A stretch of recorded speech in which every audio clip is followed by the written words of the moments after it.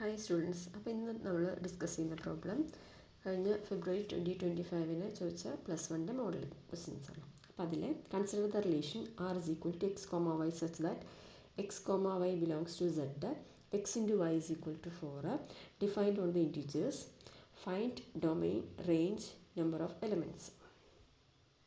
ഇതിലെങ്ങനെ ചെയ്യാമെന്ന് പറഞ്ഞാൽ X into Y is equal to 4 അല്ലേ, അതായത് രണ്ട് നമ്പർ മൾട്ടിപ്ലൈ ചെയ്യുമ്പോൾ 4 കിട്ടണം.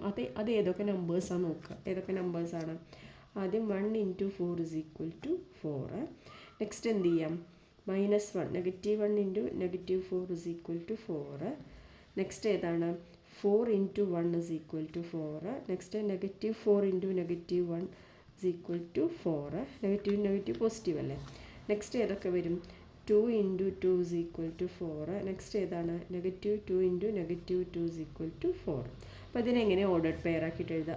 r ഇസ് ഈക്വൽ ടു 1 4 വന്നു. നെക്സ്റ്റ് ഏതാണ്? -1 -4. നെക്സ്റ്റ് ഏതാണ്? 4 1. നെക്സ്റ്റ് -4 -1. നെക്സ്റ്റ് 2 2. നെക്സ്റ്റ് -2 -2. ഇതാണ് ഓർഡർഡ് പെയർ. അപ്പോൾ ഇനി ഇതിൻ്റെ domain, range, number of elements. അപ്പോൾ അതിൽ ഒന്നാമത്തെ ഡൊമൈൻ എന്ന് പറഞ്ഞാൽ ഫസ്റ്റ് എലമെൻ്റാണ് ഡൊമൈൻ. ഏതൊക്കെയാണ്? 1 -1 4 -4 2 -2. അപ്പോൾ 1 -1 4 -4 2 -2. അതാണ് അതിൻ്റെ ഡൊമൈൻ വരുന്നത്. റേഞ്ച് ചോദിച്ചിട്ടുണ്ട്. റേഞ്ച് പറഞ്ഞാൽ ഏതാ?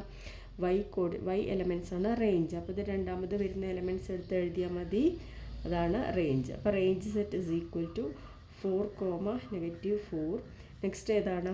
1 -1 2 -2.